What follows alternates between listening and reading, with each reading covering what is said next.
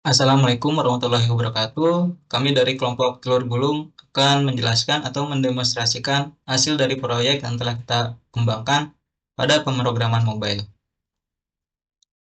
Dengan kami yang terdiri dari 15 2022 213 atas nama Budi Amin, 15 2022 132 atas nama Muhammad Rizky Usron, 15 2022 192 atas nama Muhammad Yazid, 15 2022 001 atas nama Muhammad Ihsan, 15 2024 601 atas nama Ahmad Fauyan. Jika kita lihat di tugas yang diberikan pada file yang terlampir, di sini terdapat tiga nomor. Yang pertama, buat aplikasi berbasis klien admin terkait adanya operasi perhitungan, gerakan aplikasi pembelian barang antara admin dan klien. Kemudian di nomor 2, tambahkan pada aplikasi tersebut sumber daya yang bersifat publik sebagai contoh data BMKG. Kemudian di nomor 3, kita sertakan alamat API yang digunakan pada halaman tentang dari aplikasi yang Anda kembangkan. Nah, sebelum kita mendemonstrasikan atau menjelaskan proyek mobile yang telah kita buat, saya ingin menjelaskan API apa saja yang digunakan pada proyek kali ini.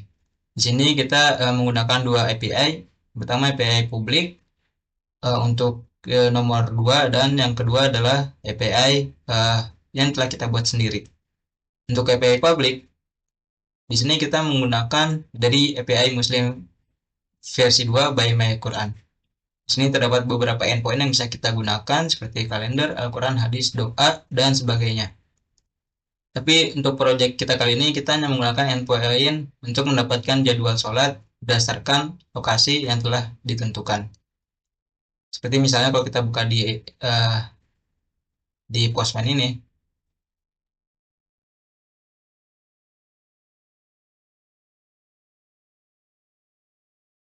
Nah ini kita mengget jadwal sholat berdasarkan ID lokasi, yaitu untuk Kabupaten Bandung Barat. Di sini kita men-setnya di tanggal 18 bulan 12 tahun 2025 sebagai contoh.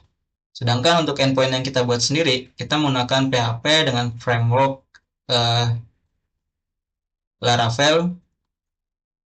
Untuk tabelnya sendiri kita cukup sederhana. Kita hanya menggunakan 3 tabel yang terdiri dari user, product, dan order. Untuk user kita bisa lihat di sini terdapat role-nya. Role-nya itu ada user dan admin. Sedangkan untuk status yaitu approve dan menunggu approval. Uh, Status ini digunakan ketika user akan mendaftar akunnya. Untuk endpoint-endpointnya yang telah kita buat di sini terdapat seperti post untuk login, post untuk register, get status user, kemudian page ini untuk admin mengedit status usernya dari menunggu approval menjadi approved, dan get all user ini sebagai admin untuk menampilkan seluruh data usernya. Itu adalah endpoint-endpoint agar aplikasi antara user dan admin bisa berkomunikasi secara real time datanya. Untuk selanjutnya, penjelasan tentang aplikasinya dari rekan saya, yaitu Budi Amin. Assalamualaikum warahmatullahi wabarakatuh. Perkenalkan, nama saya Budi Amin, NRP 15 2022-2023. Di sini saya akan menjelaskan untuk bagian usernya, di mana kelompok kita ini mengambil tema tergulung, toko telur gulung, di mana sub pertama itu sub CPMK 3 itu mampu menerapkan konsep matematika dan logika pada aplikasinya. Di sini itu ada logika matematikanya, di mana jika satu produk maka akan dikalikan dengan harganya. Terus untuk logikanya di mana ketika kita ketika kita register, maka di sini itu eh, nunggu konfirmasi dari admin. Ini misalkan kita coba untuk register, tekan nama lengkapnya Budi, emailnya budi@gmail.com.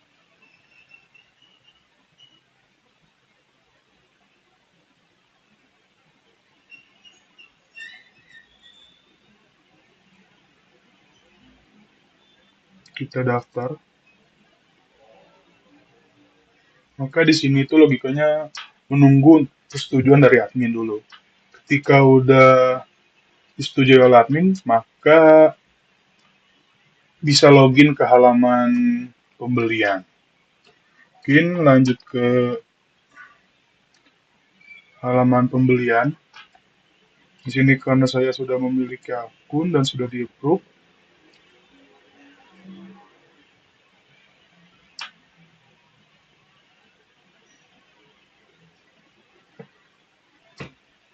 maka akan masuk ke halaman utamanya.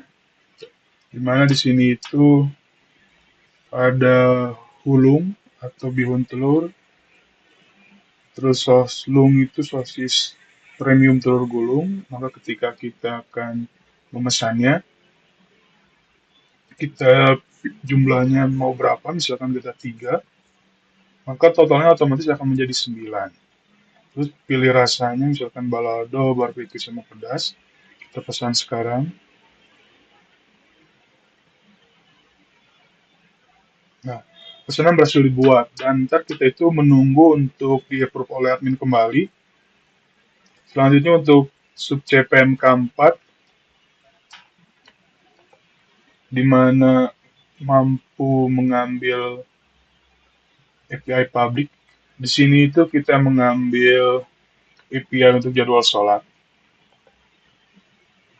dengan URL-nya atau API-nya itu API myquran.com.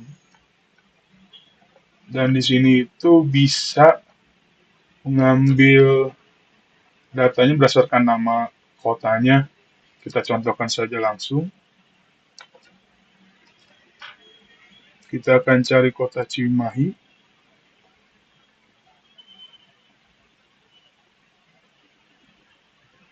Maka jadwal sholatnya akan ke-repost otomatis dan akan mengikuti daerah yang kita cari. Mungkin sekian presentasi dari saya. Mohon maaf bila ada kesalahan. Wabillahi taufiq wal hidayah. Wassalamualaikum warahmatullahi wabarakatuh. Assalamualaikum warahmatullahi wabarakatuh. Perkenalkan, nama saya Muhammad Iksan dengan RP 15 2022 Di sini saya akan mendemonstrasikan untuk aplikasi dari sisi adminnya. Untuk bahasa pemrograman sendiri saya menggunakan Dart dengan frameworknya Flutter. Di sini untuk aplikasinya itu berbasis MVC di mana terdapat modelnya, service atau controllernya, dan juga view atau front end-nya. Nah, langsung aja ke aplikasinya. Kita coba buka.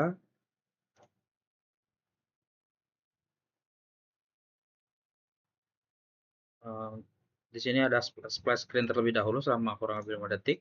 Jadi kita masukkan menggunakan user admin.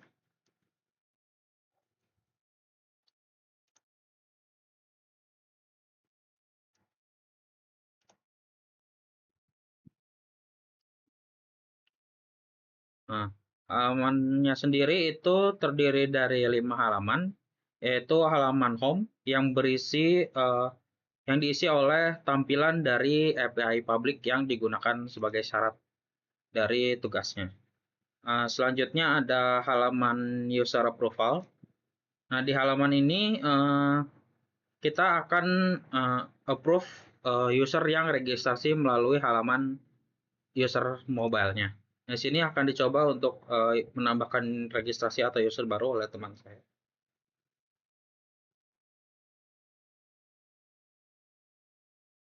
Oke, user sudah diregistrasi. Kalau kita refresh,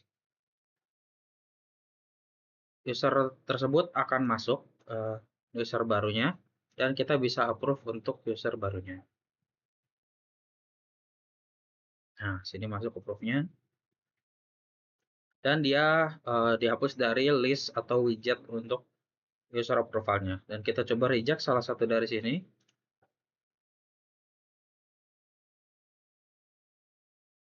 Nah, di sini kita berhasil mereject atau menolak user approval-nya. Nah, selanjutnya adalah halaman kelola produk. Di sini kita dapat menambahkan produk baru atau mengelola atau mengedit produk yang sudah ada. Misal di sini kita menggunakan menambahkan produk baru.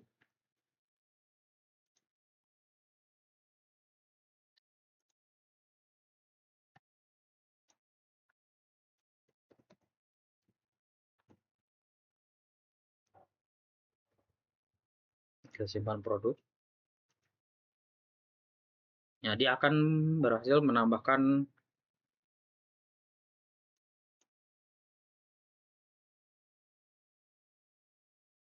di sini dia berhasil menambahkan produk baru. Dan kalau kita edit, misal kita simpan produk, stoknya kita edit jadi 15 dari 30, dan dia stoknya akan berubah menjadi 15. Nah, setelahnya misal di sini saya akan menghapus produknya.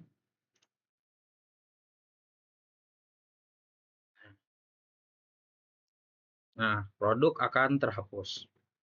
Nah, selanjutnya untuk menu ketiga yaitu menu keempat yaitu menu daftar pesanan.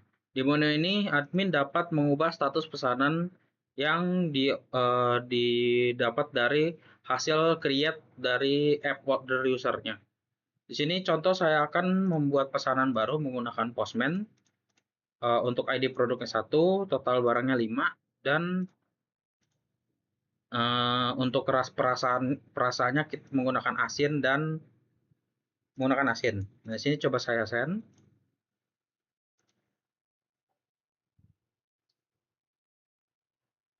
Nah, di sini berhasil create respon code 201 untuk ordernya berhasil dibuat. Nah, kalau kita cek di aplikasinya, kita refresh.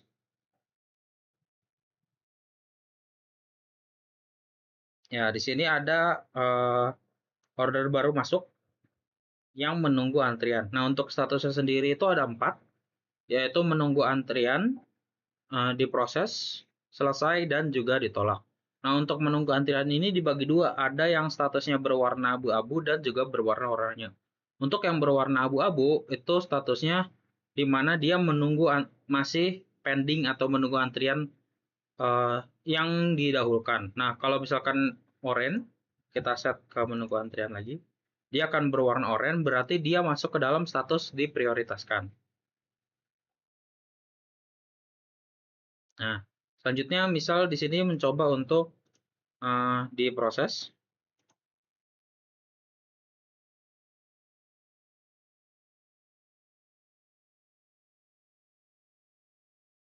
Nah, ini berhasil diproses. Dia berubah statusnya jadi proses. Kalau misal di sini saya buat jadi selesaikan.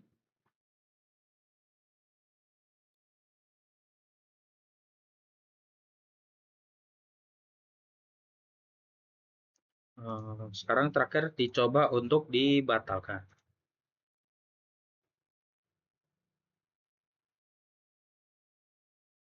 Setelah dibatalkan, listnya akan berkurang. Ya, akan berkurang.